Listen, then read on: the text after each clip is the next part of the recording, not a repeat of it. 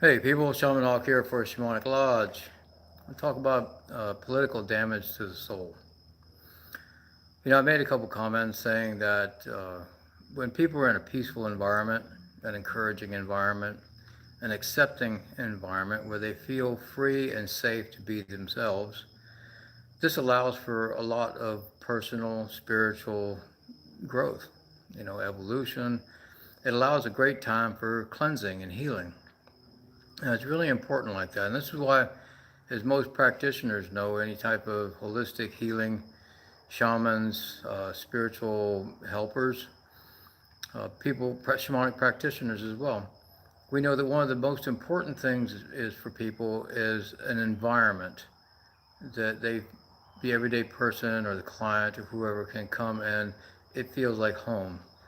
And in many cases, the home that we provide for the therapies or counseling may feel a lot safer than the actual home where they live and sleep. And this is just so important. One of the other things that's like really important is how the healing happens after the session. And in that meaning that if someone comes to see me and they're they feel good in the environment I'm working from, they need to feel good afterwards. And I've always told people, because I've helped people create healing centers, spiritual retreats, and so on. And I say that the healing can start in the parking lot. Now you got to remember, when people leave their home and they come to see you, they got traffic, they got all this stuff. Maybe they have the logistics of having to deal with dropping off the kids, getting a babysitter, all this other stuff that can cause stress. So they need to drive into your place or arrive at your place, and it's the moment where they just know if in a couple minutes they're going to be seeing you. That's where the healing starts, and then they can let down. We know that, even massage therapists know this. Even their regular clients, they know they're not going to completely relax for about a half hour, 45 minutes, and that's why I just do 2-hour appointments. But then what happens? They're feeling great. They're feeling really good.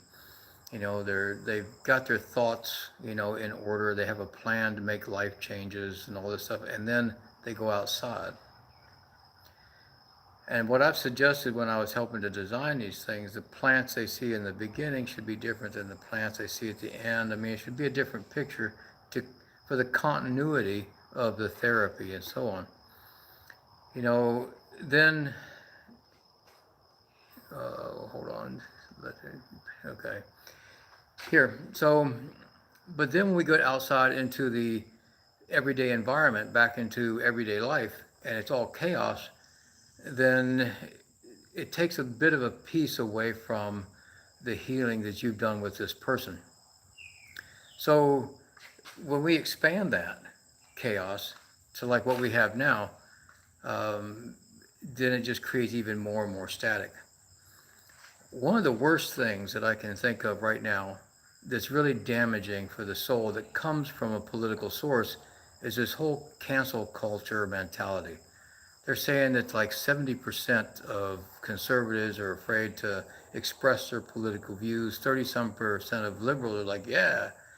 And people have been fired for expressing their political views. That's just totally against, first off, America. First Amendment. You should be able to say your views about anything, and that's that. Whereas the left wants to have a tantrum and just fire you for them.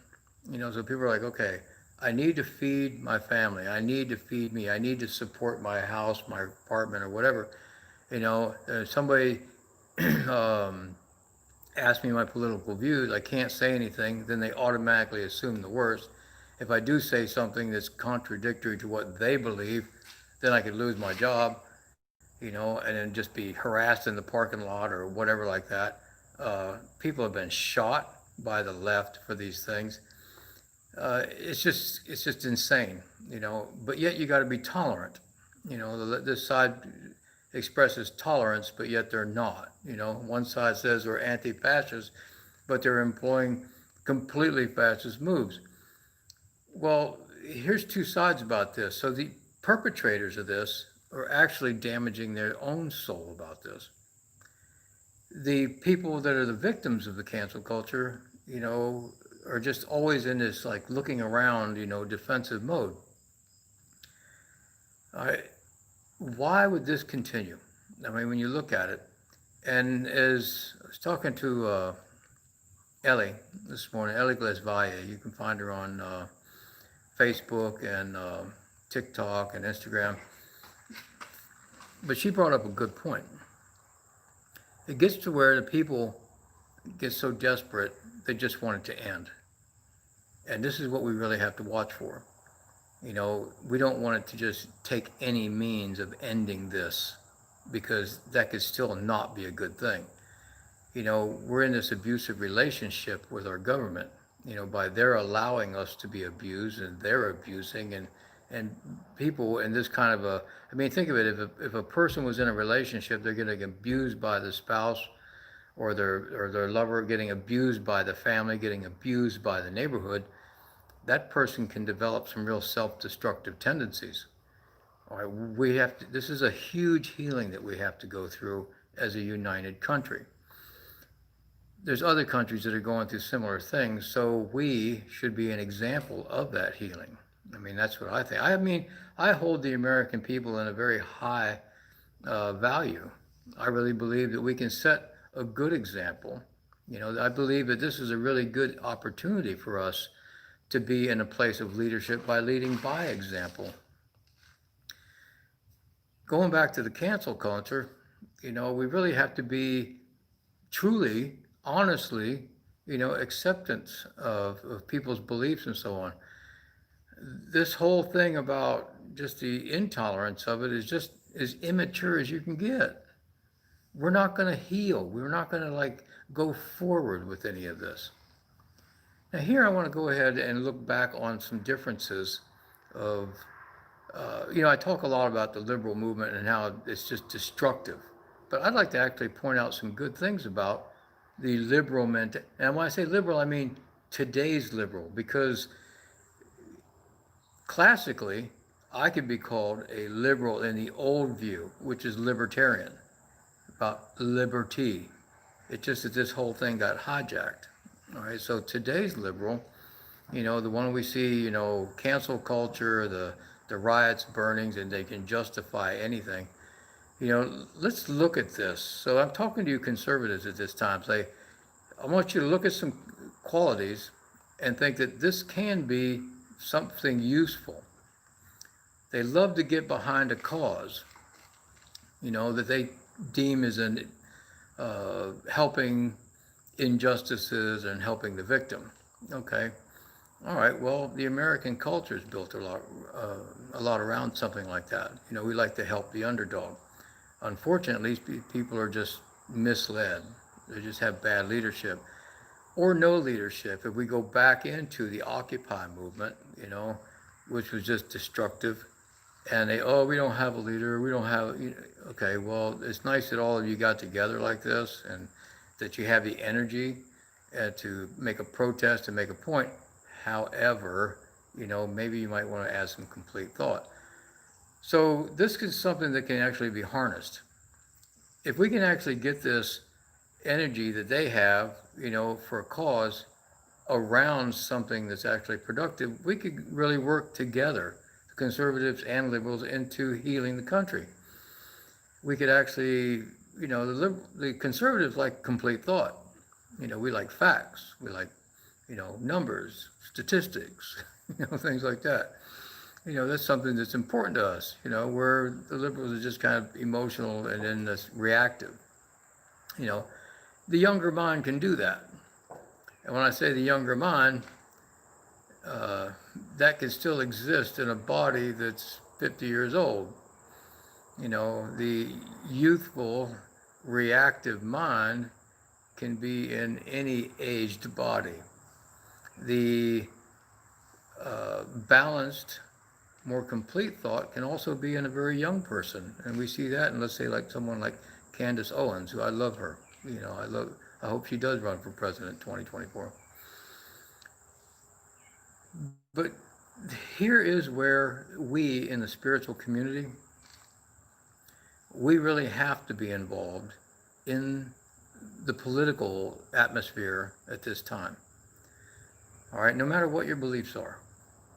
All right, but the one thing that we, as having these huge differences, we have to agree on something, some kind of a common ground, and that is the healing of the country. Right now, we have to just stop all the violence stuff. We have to help create an environment where people don't become permanently damaged in their healing. Now, one of the other things that's happening is this is an awesome time for manifestation, and I'll do a video on this later. But right now, with all this going on, you know, people that I've worked with that I saw great progress have not only just stagnated, some of them are starting to go backwards. And so I spend a lot of time talking to people on the internet or I mean, through emails and things like that. And, you know, just saying, hey, just, you got to be stronger. You just got to keep with it. You got through the other stuff. You got through the main issues that were the big problems, you know, so this is just one more thing.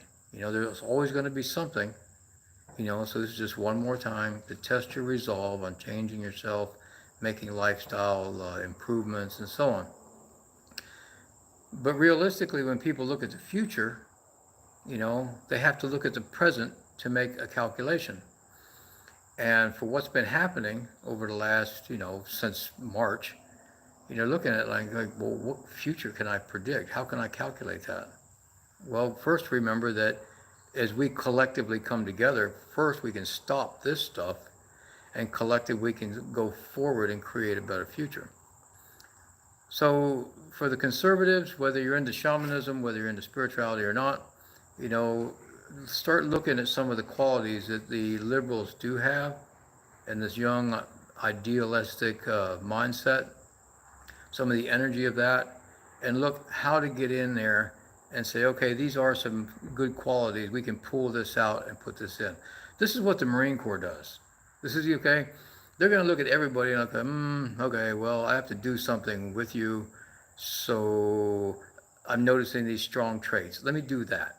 Let me work with that first, and then I can go work with the rest of you. And we can do that with them too. You know, it's to just dismiss and condemn them, you know, honestly, I think that's why they're in the position they are. Because they never got good leadership. They never got encouragement. You know, people like to joke about basement dwellers and all this other stuff and grew up playing video games. Well, that's, you know, they were in their little world because they felt rejected for whatever. They weren't supported, and the video games were the only place that they felt like someone. You know, even if it was only in their imagination, it was some kind of like, you know, confirmation. You know, playing their little games and their characters and so on like that. They had this community, and that's where they were get their confirmation from. That was their camaraderie. Well, then the communists and socialists come in, they grab that, and they go, we can make you feel even more important. Just go out and destroy what everybody else has been building for all their life, and you're cool. And they're like, okay. All right, we can change this. By constantly condemning them, all we're doing is throwing gas on the fire. Yes, they're going to feel even more subjected, you know, by the police cracking down on the craziness they've been a part of, but we can still save that. All right, we can still support that, okay? So people, I'm asking you to think in a military mindset, you know, and these are the troops that you have to work with. All right, think of it, for you other Marines out there, you know, if any of you have ever been drill instructors, you know, what did you do?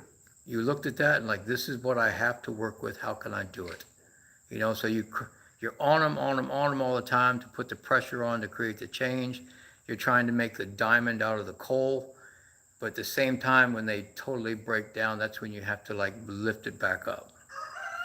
So this is how I think, you know, the people on the right can actually help the people on the left.